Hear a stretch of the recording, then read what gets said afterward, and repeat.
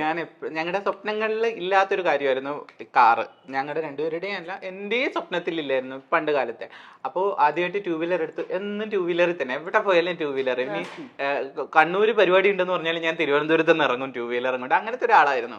എല്ലായിടത്തും ടൂ വീലറിലേ പോകത്തുള്ളൂ. കാരണം എന്താ വെച്ചാൽ ബസ്സിലൊക്കെ പോകുമ്പോഴത്തേക്ക് നമ്മളെ ഭയങ്കരമായിട്ട് ബോഡി ഷേമിങ്, പണ്ട് ട്രാൻസ് കമ്മ്യൂണിറ്റിയിൽ അറിയാലോ അങ്ങനെയുള്ള ഒരു പ്രശ്നങ്ങൾ. എന്നെ ബസ്സിൽ നിന്നൊക്കെ ഇറക്കി വിട്ടിട്ടുണ്ട്. സീറ്റിൽ ഇരുന്നെന്ന് പറഞ്ഞു, സ്ത്രീകളെ സീറ്റിൽ ഇരുന്നെന്ന് പറഞ്ഞു, സ്ത്രീകൾ എന്നെ പ്രശ്നം ഉണ്ടാക്കിയിട്ട് നീ പിറകെ പോടാന്നൊക്കെ പറഞ്ഞിട്ട് അങ്ങനെ പ്രശ്നങ്ങൾ ഉണ്ടാക്കിയിട്ടുണ്ട്. അപ്പൊ അതൊക്കെ എനിക്ക് ഭയങ്കര വിഷമായിരുന്ന സമയത്താണ് ഞാൻ ടൂ വീലർ ആദ്യമായിട്ട് എടുക്കുന്നത്. എനിക്ക് എൻ്റെ ഒരു വലിയ ആശ്വാസമായിരുന്നു ടൂ വീലർ. എന്ന് വെച്ചാൽ ആരുടെ മുഖം കാണേണ്ട ആവശ്യമില്ല, ബസ് സ്റ്റോപ്പിൽ നിൽക്കണ്ട, പോകുന്ന ആൾക്കാരുടെ മുഖം കാണണ്ട, ബസ്സിൽ കയറിയിട്ട് ആരുടെ അവിടെ വഴക്കുണ്ടാക്കണ്ട, അല്ലെങ്കിൽ എന്നും വഴക്കാം എവിടെ പോയാലും. ഈ പണ്ട് ഞാൻ മിമിക്രിയിൽ കളിക്കുന്ന സമയത്ത് പ്രോഗ്രാമിന്റെ വണ്ടി നമ്മൾ നിൽക്കുന്നിടത്ത് നിർത്തില്ല, അവർക്ക് എന്തോ നാണക്കേടാണ് ഞങ്ങളെ എന്നെയൊക്കെ വണ്ടി കയറ്റാൻ.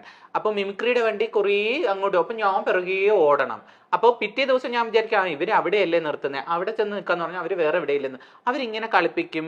ആൾക്കാരുടെ ഇടയിൽ നിന്ന് നമ്മളെ വണ്ടിയിലേക്ക് കയറ്റാൻ ഭയങ്കര മടി. എന്നിട്ട് പ്രോഗ്രാം സ്ഥലത്ത് എന്നിട്ട് പറയും വണ്ടിക്കകത്തുനിന്ന് ഇറങ്ങരുത്, സ്റ്റേജൊക്കെ കെട്ടിയിട്ട് പയ്യെ പിറകെ കൂടെ പോകും. ഇങ്ങനെയൊക്കെ പറഞ്ഞ് കളിയാക്കാറുണ്ടായിരുന്നു. അവർക്ക് എന്തോ ട്രാൻസ് കമ്മ്യൂണിറ്റിയോട് ഒരു അവജ്ഞത പണ്ടേ ഉണ്ടായിരുന്നു, ഇപ്പോഴല്ല കേട്ടോ, തുടക്ക സമയത്ത്. അപ്പോൾ എനിക്ക് കാറിനോടൊന്നും ക്രഷില്ല. അപ്പൊ വാഹനം ടൂ വീലർ ആയിരുന്നു. അത് കഴിഞ്ഞ് ഞാൻ കല്യാണം കഴിച്ച് കഴിഞ്ഞപ്പോഴത്തേക്ക്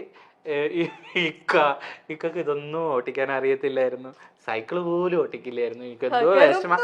അപ്പൊ ആൾക്ക് വേറൊരു ട്രാജഡി, എന്റെ പിറകിൽ ഇരുന്ന് എപ്പോഴും പോകുന്നു. അപ്പൊ ഇക്ക പറയും ആൾക്കാരുള്ളിടത്ത് കൊണ്ട് നിർത്തരുത്, ഞാൻ കറക്റ്റ് അവിടെ അങ്ങ് നിർത്തും. അപ്പൊ ഇക്ക ബാക്കിൽ ഇറങ്ങും. അപ്പൊ ഇക്കൊക്കെ ഭയങ്കര ചമ്മലായിരുന്നു. അതിനുശേഷം ഞങ്ങൾ എറണാകുളത്ത് വന്നതിന് ശേഷമാണ് ഇക്ക സൈക്കിള് ചവിട്ടി പഠിച്ചത്. അത് കഴിഞ്ഞ് ടൂ വീലർ, പിന്നെ ഞാനും കൂടെ ഹെൽപ്പ് ചെയ്തു, ടൂ വീലർ പഠിച്ചു. ടൂ വീലർ പഠിച്ചു കഴിഞ്ഞിട്ട് വണ്ടി പഠിക്കാൻ പോകുന്നെന്ന് പറഞ്ഞു. ശരി, അപ്പൊ ഞാൻ പറഞ്ഞു ഇക്ക വണ്ടി പഠിക്കുകയാണെങ്കിൽ ഞാൻ കാർ എടുത്ത് തരും, ഇക്കയുടെ ബർത്ത്ഡേ ഗിഫ്റ്റ് എന്ന് പറഞ്ഞു. ഇങ്ങനെ വെറുതെ തമാശ. ഒരു ദിവസം ബസ് KSRTC ബസ്സിൽ ഞാൻ ഇങ്ങനെ പഠിപ്പിക്കാനായിട്ട്, അന്ന് ഞാൻ ഡോറ അക്കാഡമി പഠിപ്പിക്കുന്നുണ്ട്, പഠിപ്പിക്കാനായിട്ട് ഇങ്ങനെ പോകുന്ന സമയത്ത് ഫോൺ വരുന്നേടി ഞാൻ H പാസ്സായി. അയ്യോ എനിക്ക് തലകറക്കം വന്നു, വണ്ടി മേടിച്ചു കൊടുക്കണമല്ലോ. അങ്ങനെ ആദ്യം ഞാൻ എന്ത് ചെയ്തു, ആദ്യം ടൂ വീലർ പഠിച്ചു കഴിഞ്ഞപ്പോഴത്തേക്ക് ഒരു ബർത്ത്ഡേക്ക് ടൂ വീലർ ഗിഫ്റ്റ് ചെയ്തു. സർപ്രൈസ് ആയിരുന്നു. ഇത് കാറും അതുപോലെ തന്നെ ഞങ്ങളൊരു സെക്കൻഡ് ഹാൻഡ് കാറാണ് ഫസ്റ്റ് എടുത്തത്. അത് ഇപ്പോഴും അതാണ് കയ്യിലുള്ളത്, ബലാന.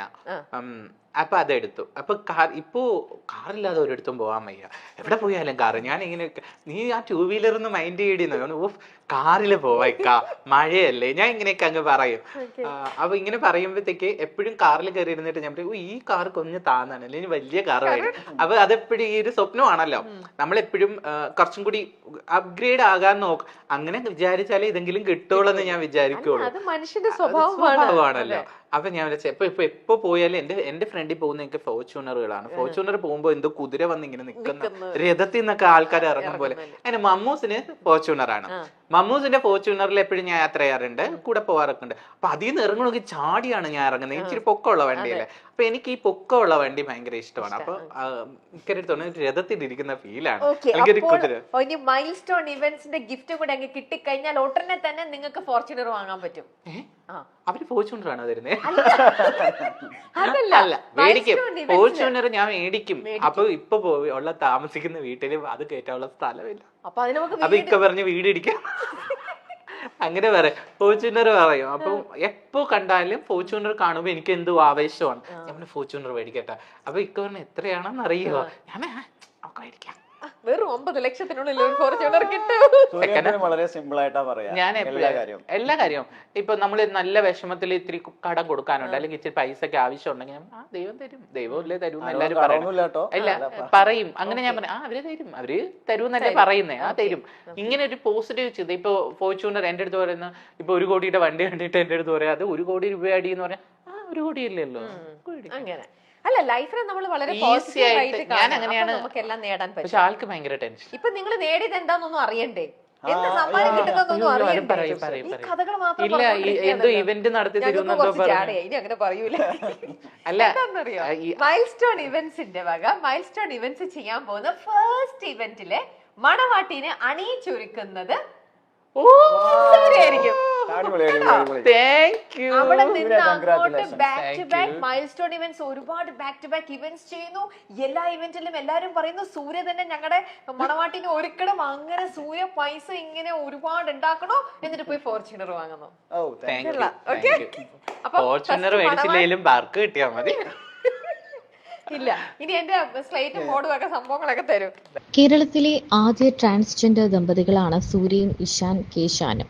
ലോകത്തിനു മുന്നിൽ കേരളം മാതൃകയായ സംഭവമായിരുന്നു ലിംഗമാറ്റ ശസ്ത്രക്രിയയിലൂടെ സ്ത്രീയായി മാറിയ സൂര്യയും പുരുഷനായി മാറിയ ഇഷാനും സ്പെഷ്യൽ മാരേജ് ആക്ട് പ്രകാരം വിവാഹിതരായത്. ഒരുപക്ഷെ രാജ്യത്ത് ഇത്തരത്തിൽ ആദ്യമായി നടന്ന വിവാഹമായിരുന്നു ഇവരുടേത്. ലോകത്തിനു മുന്നിൽ മാതൃകയായ അവർ ഇരുവരും കുഞ്ഞെന്ന സ്വപ്നത്തിലേക്കുള്ള യാത്രയിലുമായിരുന്നു. എന്നാൽ പിന്നീട് ആ സ്വപ്നത്തിലേക്ക് വലിയ ദൂരങ്ങൾ ഇവർക്ക് താണ്ടേണ്ടി വന്നു.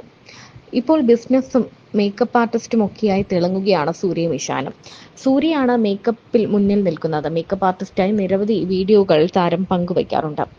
എയർബ്രഷ് മേക്കപ്പും മറ്റുമൊക്കെ ചെയ്യുന്ന സൂര്യ ഡോറ അക്കാഡമിയിൽ നിന്ന് തന്നെയാണ് പഠിച്ചത്. പിന്നീട് അവിടെ പഠിപ്പിക്കാനും തുടങ്ങിയിരുന്നു. മാത്രമല്ല വളരെ ഡിമാൻഡുള്ള ഒരു അച്ചാർ ബിസിനസ്സും ഇവർക്കുണ്ട്. ഇപ്പോൾ മിമിക്രി ചെയ്തുകൊണ്ടിരുന്ന സമയത്ത് ഇവർ നേരിടേണ്ടി വന്ന കുറേ പ്രശ്നങ്ങളെ പറ്റിയൊക്കെ സൂര്യ പറയുകയാണ്.